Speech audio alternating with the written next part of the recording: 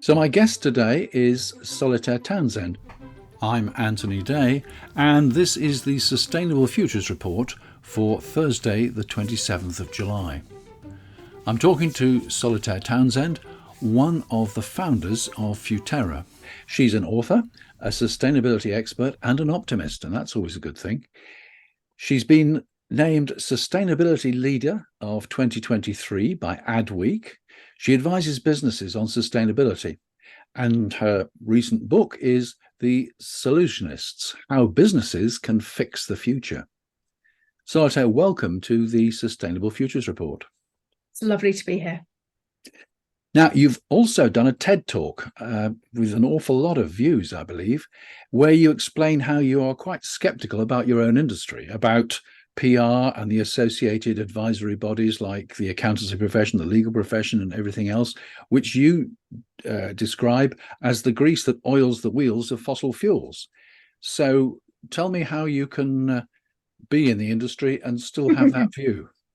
Well, after several decades working in the communications industry, should we say for the good side of the force in terms of sustainability, working on trying to change other industries from the food industry to the fashion industry, tech, I actually sort of realized that we're neglecting the industry of which we're actually a part. And much of it started when we became a founding B Corp here in the UK.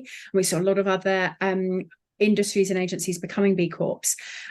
And it really just focused the mind on the fact that this is a huge industry. Professional services is worth $2 trillion a year, $trillion a year. And I don't know any large company that operates without an army of PR advisors, consultants, advertising execs that actually smooth the way and make things happen within them.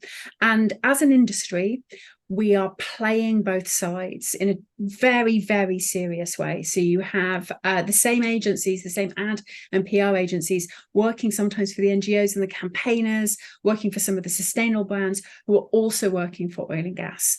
And I'm afraid those sort of that option has passed. It's pick a side, pick a choice, have some values, stand up for something, and let's use all of the creativity in this industry. And it's an incredibly creative industry, full of some of the most persuasive people that we have. Let's use that for the solutions, not to continue selling the problem. Well, in your TED Talk, you said that well over 100 agencies said that they would reveal the clients that they worked for and their involvement with fossil fuels and things like that. Now, were they as good as their word? You said some of the big ones ignored you on that. Yeah, so we have over 170 agencies and consultancies who have agreed to do these client disclosure reports. Now, these client disclosure reports are really simple. It just is a pie chart of your revenue by industry. You don't have to name your clients. You just have to say which industry they come from. And you know that shows whether who's paying your bills as industries. Now, actually, under the UN Race to Zero, I was part of helping write the new criteria for the UN Race to Zero, and actually client disclosure reports they're recommended in those criteria for PR and advertising agencies, but still not one of the large agencies have agreed to do it. Because of course, not only would it reveal how much revenue they take from oil and gas, but also reveal how much revenue they take from tobacco. No, right. Right, I understand you're just back from holiday. Unfortunately, you didn't experience the wildfires in the Mediterranean and presumably not the floods in Asia either. But these extremes are emphasizing the urgency of our situation. Yet politicians are happy to row back and kick all the green issues around for electoral advantage, which seems to be the height of irresponsibility. But are businesses going to go the same way and say, oh, it's too hard and backpedal if it is? Very unlikely. So actually, I was on holiday in the Great British Countryside in the Cotswolds, where I went on a walking holiday and spent time in Stratford-on-Avon, which I've done many times over. And actually, I was really shocked walking through some of the national trails, the Cotswolds Way, the lack of butterflies and insects. And of course, if you're my age and have been around for half a century, I remember when, you'd be plagued by them, they'd be everywhere. It was actually sort of annoying when walking through the countryside, the amount of flies and butterflies, etc., would be around. And it was extraordinary. Spotting a butterfly on a full day, 13-mile walks was a big moment, and we'd point out to each other, me and my friends, that we'd seen one.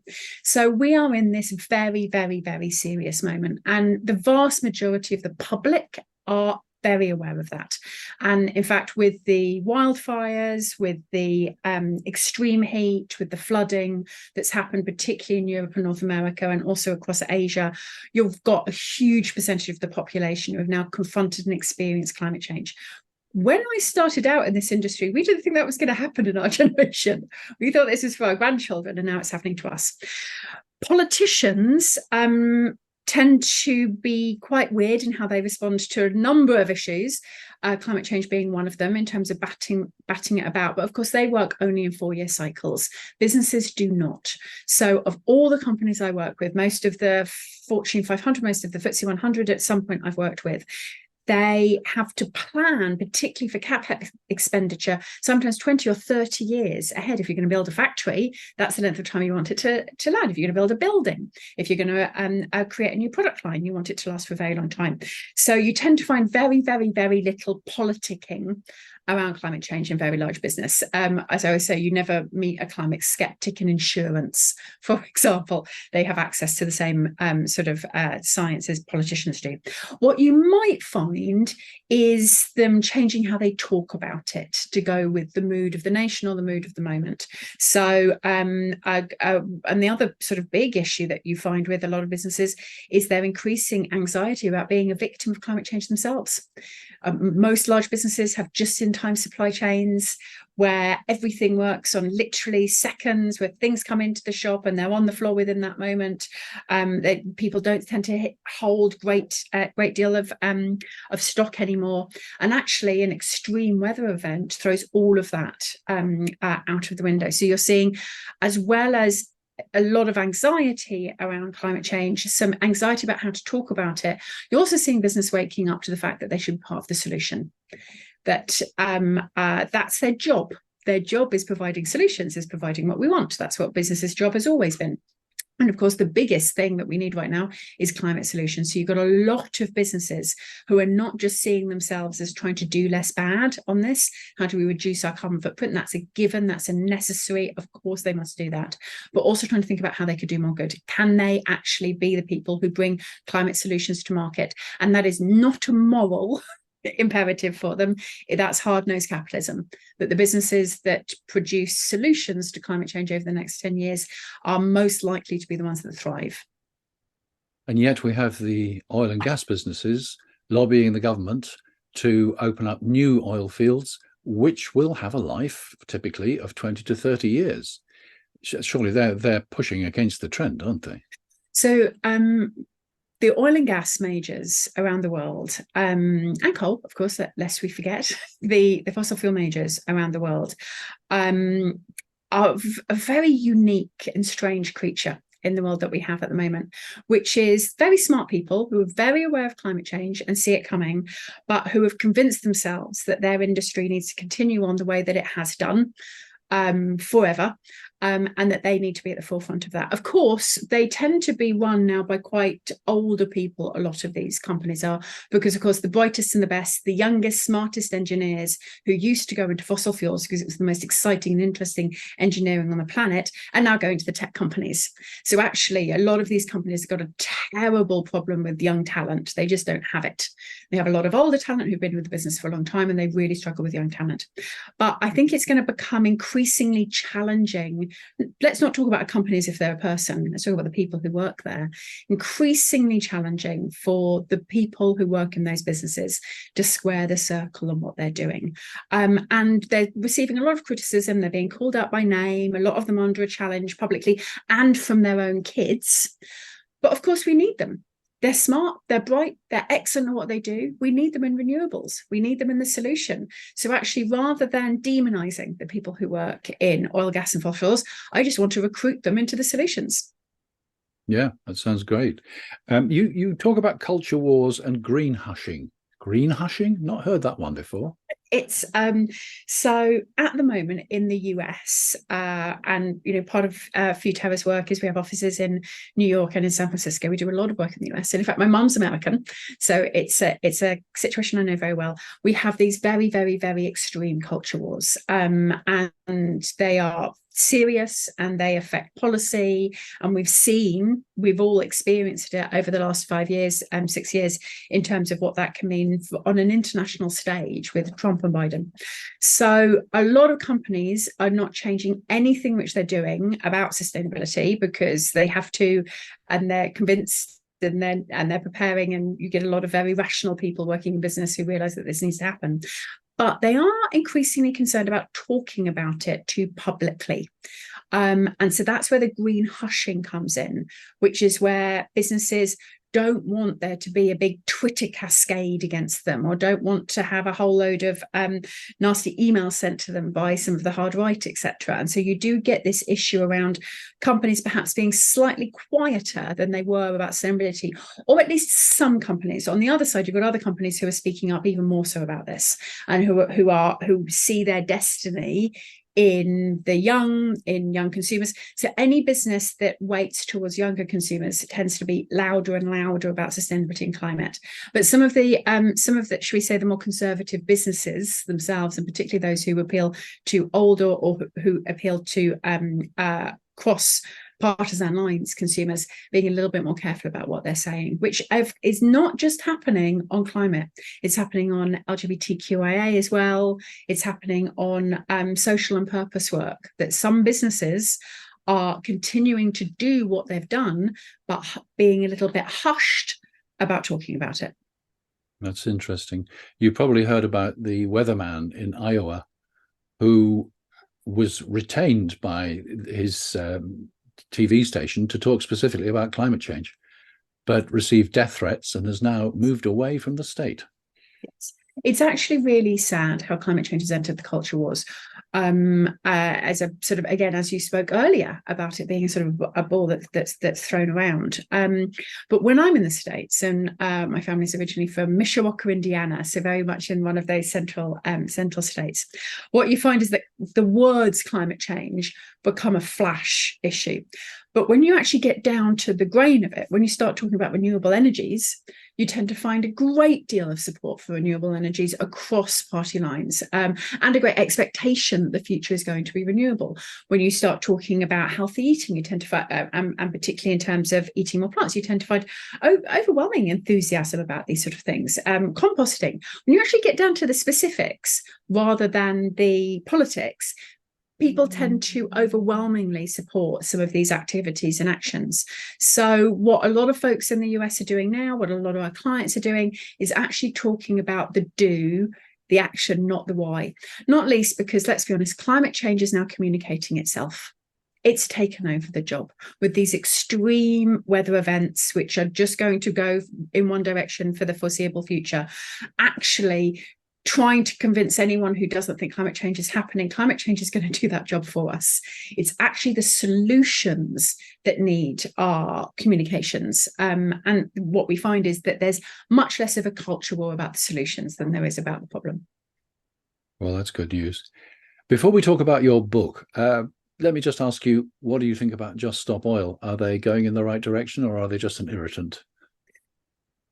When we look at all social change movements, and from the women's suffrage through to the civil rights movement in the US and many others between, there was never a consistency in the plan. There was always an extreme wing, who often annoyed, irritated, frustrated the moderate wing in terms of what they were doing.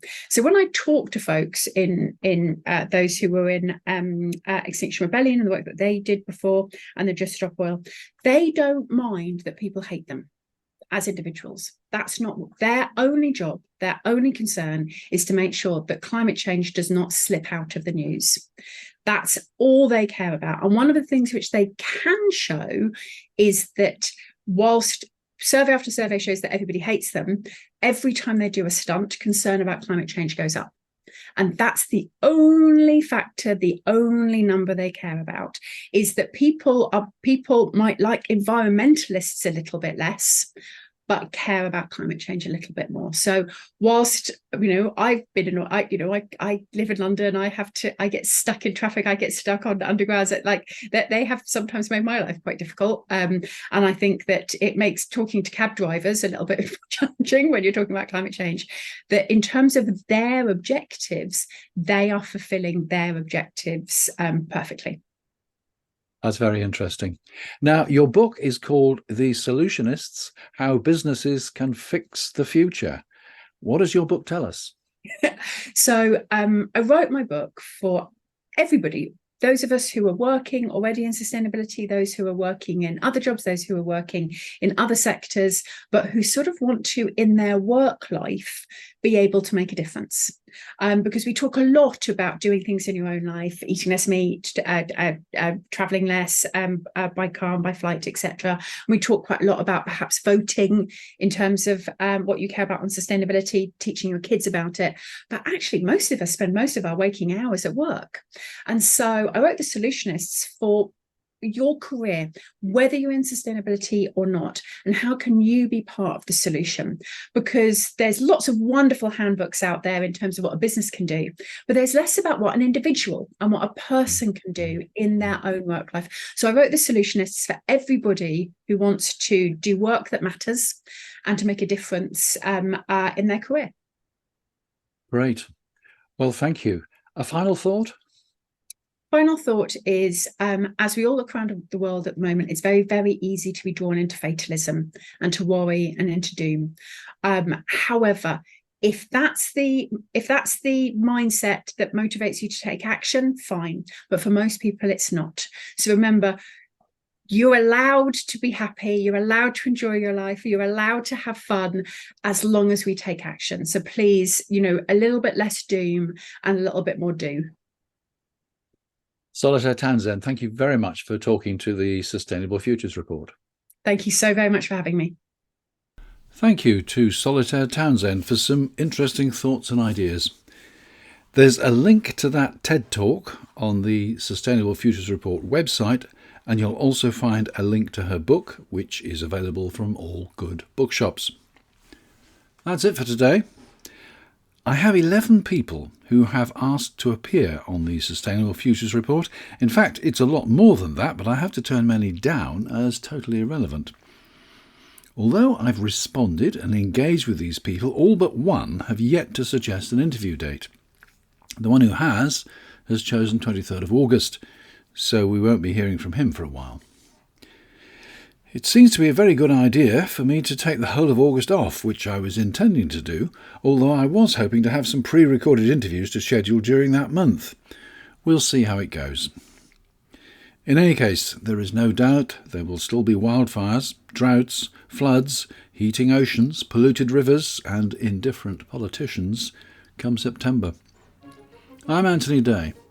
That was the Sustainable Futures Report. I'll be back soon.